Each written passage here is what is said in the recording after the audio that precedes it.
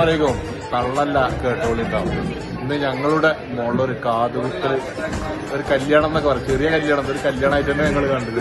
1, 2, 5 എല്ലാവർക്കും കൂടി 8 കുട്ടികളാണ്. അതിൽ ഏക പെൺതരിയാണ്. ചെറിയ സന്തോഷത്തിന്റെ കാതുകുത്തല്. അതിന്റെ താഴത്തെ ഒന്ന് വേറെ.